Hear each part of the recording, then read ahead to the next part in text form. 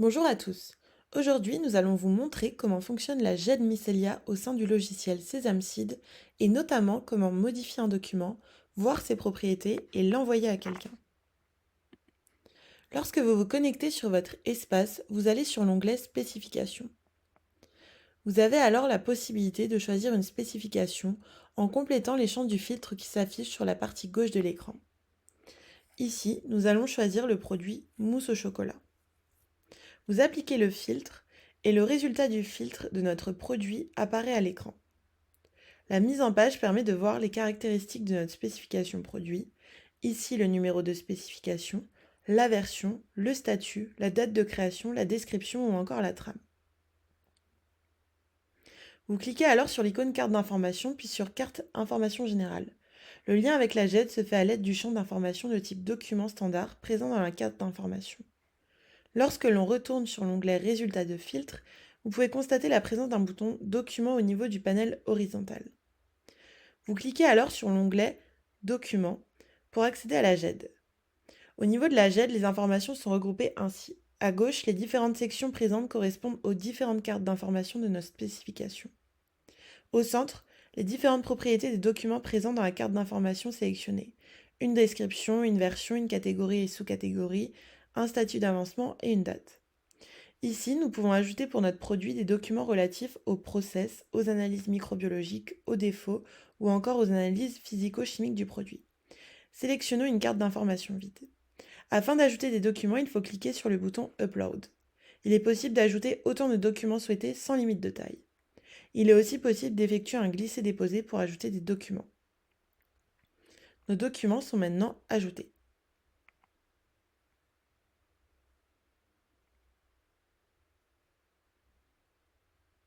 Par un simple clic droit, on peut accéder à différentes fonctionnalités comme modifier, visualiser, renommer, supprimer le document, envoyer le document à quelqu'un, ou bien encore accéder à l'historique du document avec ses propriétés. Lorsque l'on clique sur Modifier, Microsoft Office s'ouvre immédiatement et permet de modifier le document en temps réel. Par exemple, ici, nous apportons des informations sur le formulaire de critères de la mousse au chocolat et nous enregistrons le document.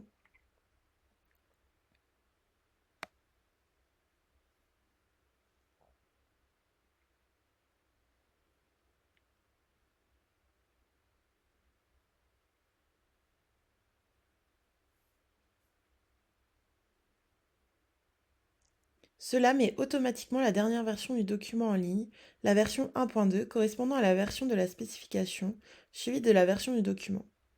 En cliquant sur l'onglet Toutes les versions, nous pouvons accéder à l'historique de toutes les versions des documents.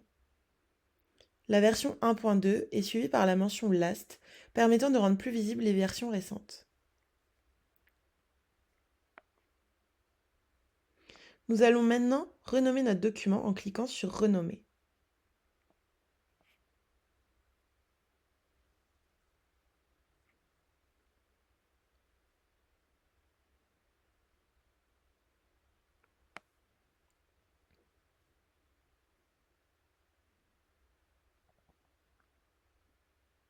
En cliquant sur Historique, on voit directement qui a renommé le document, quel jour et à quelle heure. Toutes les actions sur les documents sont traçables et visibles par tous. Les propriétés du document permettent de voir le nom, la catégorie du produit ainsi que sa sous-catégorie, sa version actuelle, sa date de création, sa dernière date de modification.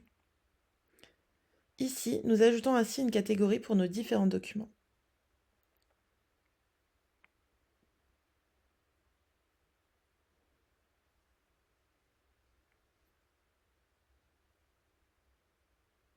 Les trois points permettent de trier ou filtrer les documents au niveau de chaque colonne ou bien d'ajouter des nouvelles colonnes telles que la date de création du document, les dates d'effectivité ou encore le format des documents.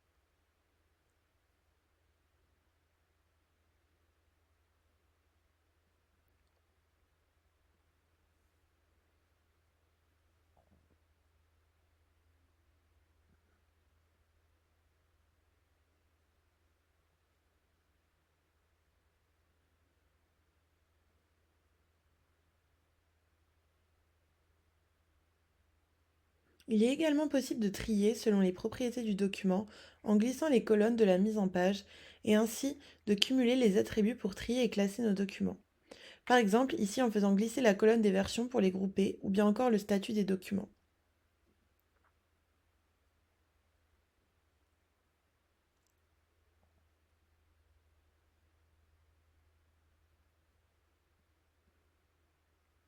Pour finir, nous allons voir comment envoyer des documents au sein du logiciel. Il est possible de sélectionner plusieurs documents afin de les envoyer par mail à un ou plusieurs destinataires. Un onglet s'ouvre permettant de sélectionner les différents destinataires. Lorsque l'on clique sur Envoyer, un pop-up permet de confirmer l'envoi des documents au destinataire. Les documents sont ensuite reçus sous format de fichier zip par mail.